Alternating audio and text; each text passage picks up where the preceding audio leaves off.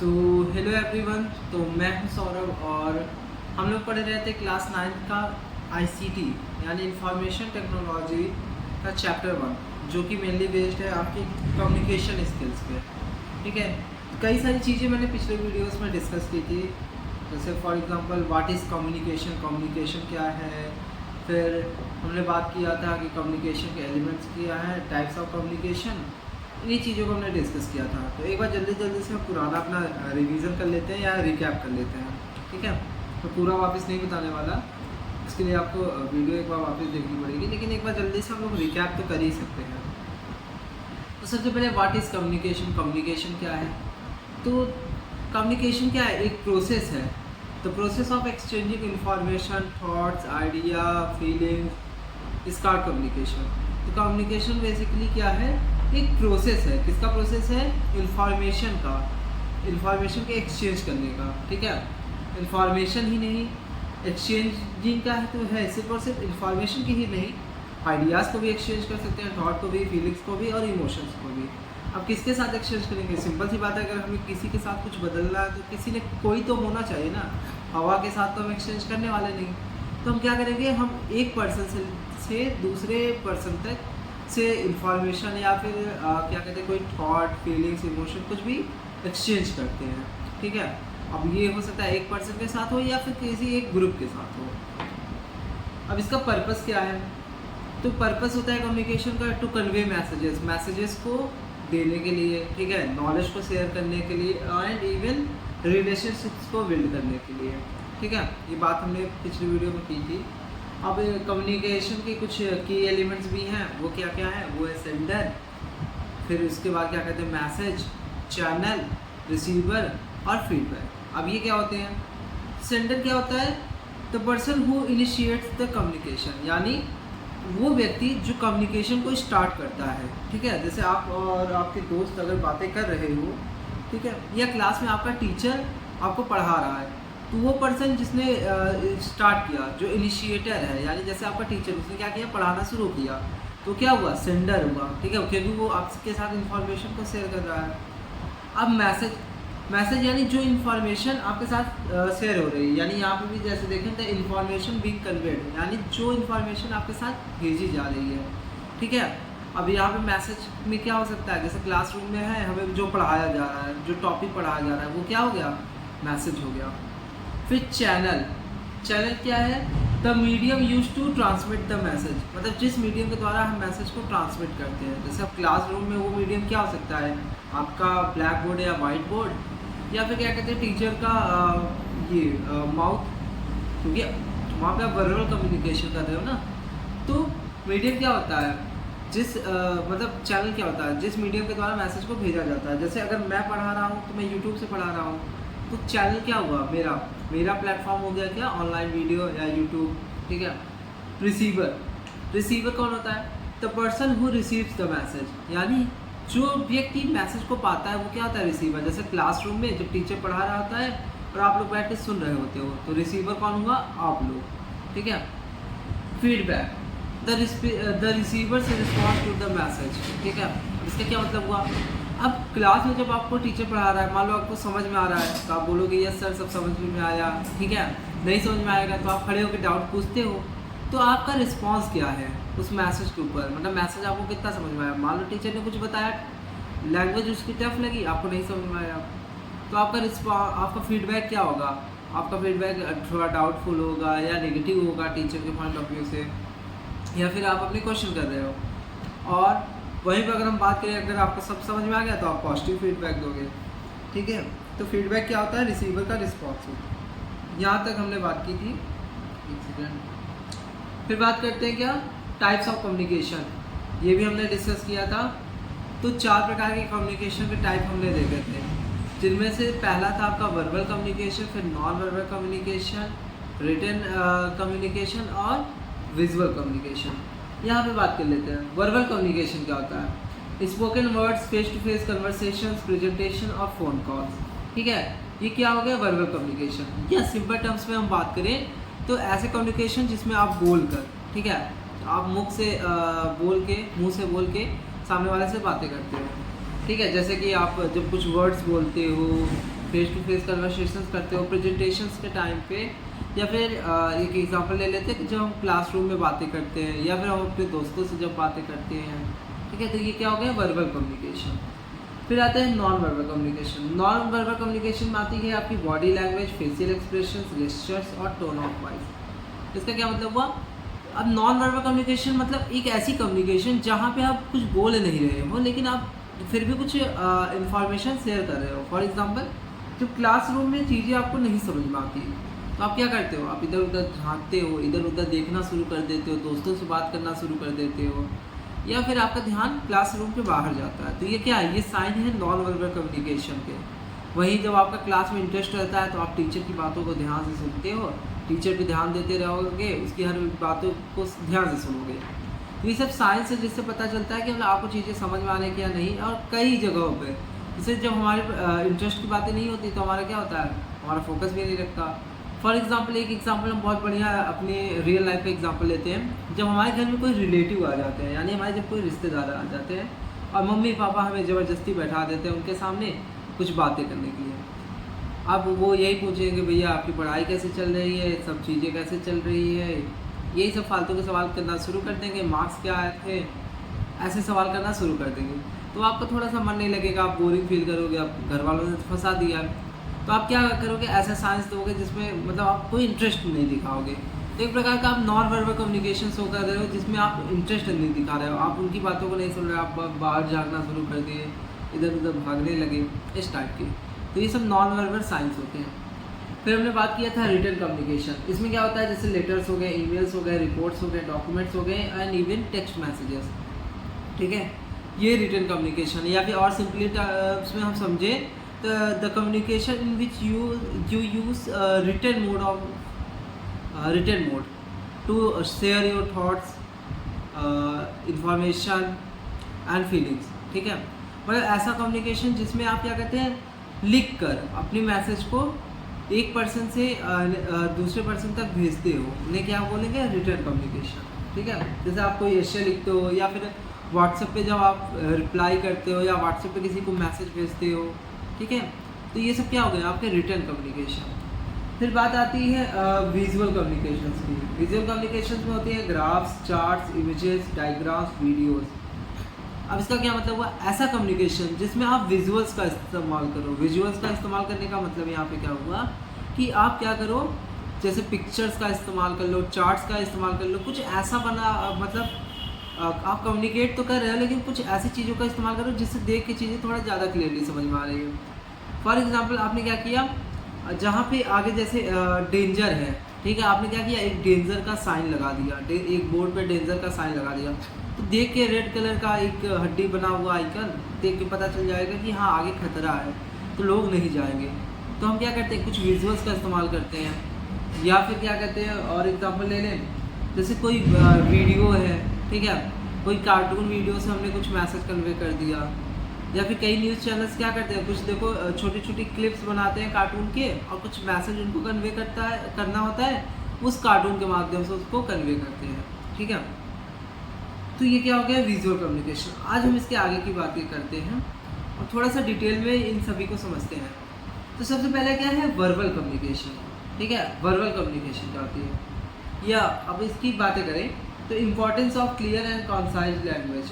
अब verbal communication के फायदे क्या हैं? पहला कि आपको जो लैंग्वेज होगी वो क्या कहते हैं, वो मतलब क्लियर होगी। अब जैसे कोई मैसेज मैंने आपसे कुछ बता दिया, ठीक है, मैं जब सामने होकर आपको बोल की चीज़ें बताता हूँ तो थोड़ा सा समझना आसान होता है, ठीक है, और बातें भी थोड़ी सी कंसाइज होती हैं, मतलब शॉर्ट होती हैं। या फिर अगर मान लो फॉर एग्जांपल पीटीएम है, आपके स्कूल में पीटीएम हो रहा है और आपके गार्जियन को पता नहीं है कि जाना किधर है, ठीक है, किस जगह पे पीटीएम हो रहा है, आपको मतलब आपके टीचर तक कैसे उनको आपके टीचर तक कैसे पहुंचना है। अब एक ऑप्शन है कि हम क्या करें, एरोज़ बना के दिखाएं कि किस तरीके से जाओ। कई गार्जियन जाएंगे भी, कुछ गार्जियन नहीं समझ पाएंगे, तो हम क्या करते हैं, उन्हें हम बताते हैं। या फिर कोई गेट पे होता है जो उन्हें बताते हैं कि भैया यहाँ से सीधे चले जाइए, या फिर क्या कहते हैं आप वो साइड पे चले जाइए, वहाँ पे पीटीएम हो रहा है। तो चीज़ें थोड़ा सा समझना आसान हो गई। या हम कहीं पे जाते हैं, ठीक है, रास्ता हमें रास्ता नहीं पता होता, हम रास्ता पूछते हैं। तो वर्बली जब हम लोगों से कम्युनिकेट करते हैं तो हमें चीज़ें ज़्यादा समझ में आती हैं, ठीक है। अगर क्लासरूम में भी क्या कहते हैं, जैसे बुक होगी, इसका एक अच्छा एग्जांपल और मैं देता हूँ। जैसे बुक है, आपके पास बुक है ना, टीचर भी आपको बुक से ही पढ़ाता है। अब बुक आपके पास है लेकिन आप पढ़ते हो लेकिन समझ नहीं पाते हो कि वो कहना क्या जा रहा है। कई हद तक तुम समझ भी जाते हो लेकिन कई हद तक तुम्हें नहीं समझ में आएगा कि इन्फॉर्मेशन क्या शेयर की जा रही है। लेकिन जब वही बात आपको टीचर समझाता है, क्लास में पढ़ाता है, तो कितनी आसानी से समझ में आती है। क्यों आती है? क्योंकि वो वर्बल कम्युनिकेशन बहुत ही ईजी होती है, वो समझने के लिए बहुत ही बढ़िया होता है, बहुत अच्छा सोर्स है। वर्बल कम्युनिकेशन मतलब बहुत अच्छा मीडियम है जिसमें आप चीज़ों को और भी अच्छे से समझ सकते हो, ठीक है। क्योंकि ये क्या होती है, क्लियर होती है, कंसाइज होती है। और वर्बल कम्युनिकेशन के लिए क्या चाहिए? Active listening skills. मतलब आपकी जो लिसनिंग स्किल्स होंगे, यानी आप एक्टिवली चीज़ों को सुनोगे। अगर आप चीज़ों को ध्यान से सुन रहे हो, एक्टिवली पार्टिसिपेट कर रहे हो कम्युनिकेशन में, मतलब कोई कुछ बातें कर रहा है तो आप उसको ध्यान से सुन रहे हो, फिर उसका रिप्लाई कर रहे हो, तो आपका ये जो वर्बल कम्युनिकेशन होगा ये काफ़ी हद तक इम्प्रूव हो जाएगा। अब मान लो टीचर कुछ पढ़ा रहा है, अब तुम्हारी अलग ही दुनिया चल रही है, तुम अपने ही कंसेप्ट बता रहे हो, ठीक है। तो कम्युनिकेशन तुम्हारे टीचर के बीच में सही से नहीं हो पाएगा। तो फिर क्या हो गई, चीज़ें सही से नहीं समझ में आएंगी, कुछ इन्फॉर्मेशन मिस आउट हो जाएंगी, ठीक है। तो आपको क्या चाहिए? एक्टिव लिसनिंग स्किल्स चाहिए वर्बल कम्युनिकेशन के लिए। फिर importance of tone and volume. इसका क्या मतलब हुआ कि आपकी जो टोन है वर्बल कम्युनिकेट, जैसे आप जब लोगों से बात कर रहे हो, कम्युनिकेट कर रहे हो, तो आपकी जो टोन होनी चाहिए वो क्या कहते हैं, बहुत ही अच्छी होनी चाहिए। मतलब ऐसा न लगे कि तुम्हारा टोन देख के, भले तुम नॉर्मली बोल रहे हो कि जैसे मुझे कहना है कि आप लोग वहाँ जाके बैठ जाइए, ठीक है।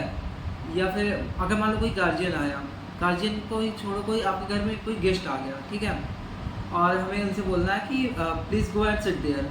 तो एक टोन हो सकता है हम हम्बली बोले कि सर, मैम, या फिर जो भी हो, आपके uncle, please go and sit there. ये क्या हो गया? एक हम्बल टोन। अब तुम कोई आया रिलेटिव, तुम उसको बोलो please go and sit there, तो मैसेज तो तुम दोनों जगह पे सेम ही दे रहे हो कि please go and sit there, ठीक है। वहाँ प्लीज़, वहाँ कृपया वहाँ जाके बैठ जाइए। लेकिन दोनों में आपका टोन चेंज है। एक में तुम बहुत ही हम्बल तरीके से बोल रहे हो कि please go and sit there, जिसमें मतलब एक रिक्वेस्ट की भावना झलक रही है। और सेकेंड वन में क्या कर रहे हो तुम? Please go and sit there, ऐसा लग रहा है जैसे कि तुम ऑर्डर दे रहे हो, डांट रहे हो। तो जो टोन का है ना वर्बल कम्युनिकेशन में, इसका भी बहुत इंपॉर्टेंस है। फिर क्या है? वॉल्यूम का भी बहुत इंपॉर्टेंट है। अब मान लो किसी एक दो लोगों से, या तो कुछ लोग तुम्हारे पास में बैठ बात कर रहे हैं, तुम कुछ एक लिमिटेड नंबर ऑफ एरिया में तुम कम्युनिकेट कर रहे हो, तो तुम्हारी वॉल्यूम ऐसी होनी चाहिए सब तक पहुँचे। अब मान लो 10 लोग हैं या एक क्लासरूम में है, ठीक है, क्लासरूम में तुम प्रेजेंटेशन दे रहे हो या किसी पॉइंट को बता रहे हो। अब तुम उसको धीरे धीरे बोल रहे हो कि तुम्हारे बगल वाला भी नहीं सुन पा रहा है, तो वर्बल कम्युनिकेशन तुम्हारी क्या होगी? अच्छी नहीं होगी। मतलब तुम्हारा कम्युनिकेशन क्या होगा? इम्प्रूव होने के बजाय और भी ख़राब होगा। तुम्हारी वॉल्यूम ऐसी होनी चाहिए कि जितने लोग वहाँ पे प्रेजेंट हो उन सभी को तुम्हारी वॉइस क्लियरली सुनाई दे, ठीक है। अब इसकी एग्जांपल क्या हो गया? जैसे फॉर्मल और इनफॉर्मल। तो फॉर्मल में क्या हो गया? जैसे आप जब प्रेजेंटेशन देते हो, ठीक है, तो वो आप वहाँ पे क्या करते हो? वर्बल कम्युनिकेशन का इस्तेमाल करते हो। इनफॉर्मल की बातें करें तो जब आप अपने दोस्तों से बातें करते हो, ठीक है। फिर उसके बाद है क्या? Non verbal communication. तो नॉन वर्बल कम्युनिकेशन में सबसे पहला जो आता है वो आता है बॉडी लैंग्वेज। और बॉडी लैंग्वेज में भी क्या, जैसे पॉस्चर्स होते हैं, गेस्चर्स होते हैं, आई कॉन्टैक्ट। अब इसका क्या मतलब हुआ? मतलब अब आपकी बॉडी जो है बिना बोले बहुत कुछ बोल जाती है, ठीक है। जैसे हम कहते हैं कि मतलब किसी को देख के समझ में आ जाता है कि उसको चीज़ें समझ में आ रही है कि नहीं। या कभी कभी बोला जाता है ना, आपके टीचर बोलते हो कि बेटा हमें समझ में आ रहा है कि तुम्हें कितना समझ में आ रहा है, ठीक है। मतलब कई ऐसी चीज़ें होती हैं कि आपको बोलना नहीं पड़ता, लेकिन आपका टीचर या आपके सामने जो पर्सन होता है वो समझ जाता है कि आपको चीज़ें समझ में आ रही है कि नहीं, ठीक है। कैसे? आपकी बॉडी लैंग्वेज की वजह से। अब जैसे आप किस तरीके से बैठे हो, इन केस अगर आप ऐसे बहुत ही ज़्यादा क्या कहते हैं, मतलब क्लास में कुछ बताया जा रहा है और तुम एकदम ऐसे डरे डरे या कुछ पूछा जा रहा है सहमे सहमे से बैठे हो, तो तुम्हें देख के समझ में आ जाएगा कि तुम्हें वो टॉपिक नहीं आता, तुम डर रहे हो और तुम्हें उसका कुछ भी नहीं आता, ठीक है। तो किस तरीके से तुम बैठे हो, तुम्हारे फेशियल मतलब तुम्हारे एक्सप्रेशंस किस तरीके, या आई कांटेक्ट। अब आई कांटेक्ट बहुत ही इंपॉर्टेंट होता है। जब भी आप किसी को कुछ बताओ या बातें करो, जब भी आप सामने वाले पर्सन से बातें करो तो आई कांटेक्ट को मेंटेन करो। आप उनकी आईज में देख के बातें करो। इससे क्या होता है कि आपका कॉन्फिडेंट, एक तो आपका कॉन्फिडेंट बूस्ट होता है, प्लस सामने वाले को ऐसा लगता है कि आप जो भी बोल रहे हो सही बोल रहे हो, और एकदम वो ठीक भी लगता है, वो आपकी बातों पे और भी ज़्यादा ध्यान से सुनता है। लेकिन अब आप क्या कर रहे हो, जैसे कुछ बताया जाता है, जैसे एक वो कहते हैं ना कि ये देखो ये नज़रें चुरा रहा है, इसका क्या मतलब हुआ? अगर आप कोई गलती करोगे, जब हम कभी कोई गलती करते हैं तो हमारी बॉडी लैंग्वेज थोड़ी सी चेंज हो जाती है, थोड़े से नर्वस हो जाते हैं, या हम अपने आप को थोड़ा सा सेव करने की कोशिश करते हैं, या फिर हम क्या करते हैं सामने वाले पर्सन से या अपने पेरेंट्स से नज़रें नहीं मिला पाते ना, जब हम कुछ गलत करके आते हैं। फॉर एग्जांपल आपका रिजल्ट आएगा, अब रिजल्ट में आपके मार्क्स कम आ गए, आपके पेरेंट ने तो एक्सपेक्ट किया था कि आपके मार्क्स और अच्छे आएंगे, तो आपको क्या हुआ, आपने उनकी एक्सपेक्टेशंस को तोड़ा। इस बात से आप भी अफेक्ट हुए, आपको भी बुरा लगा कि हाँ आपके मार्क्स कम आ गए, तो आप क्या करोगे, आई कांटेक्ट नहीं मेंटेन कर पाओगे। आप अपने पेरेंट्स की आंखों में देख के नहीं बोल सकते कि क्या कहते हैं, मतलब कुछ बातें नहीं कर पाओगे, आप उनसे नज़रें चुराओगे। तो जो बॉडी लैंग्वेज होती है आपकी, वो एक्सप्रेस कर देती है कि आपके मन में चल क्या रहा है, ठीक है। मतलब आप बिना बोले, आपकी ये थोड़ा सा नेचुरल होता है, बिना बोले बॉडी आपकी बहुत सारी चीज़ें बोल देती है। उसके बाद क्या है, फेशियल एक्सप्रेशन, जैसे कन्वेइंग इमोशंस, मतलब किस तरीके से हम अपने इमोशंस को दिखा रहे हैं। फॉर एग्जांपल आपका रिजल्ट आया, अब आप बहुत ही खुश दिख रहे हो, आप स्माइल करते हुए घर आओगे, तो आपके गार्जियन आपको देख के समझ जाएंगे कि हाँ कुछ अच्छे मार्क्स आए हुए हैं, ठीक है। लेकिन आप रिपोर्ट कार्ड लेके आ रहे हो, आपका फेस एकदम सा बहुत ही ज़्यादा मुरझाया हुआ सा लग रहा है ना, तो आपके गार्जियन भी समझ जाएंगे कि भैया इसने तो सब बराबर करके ये आ गया है, ठीक है।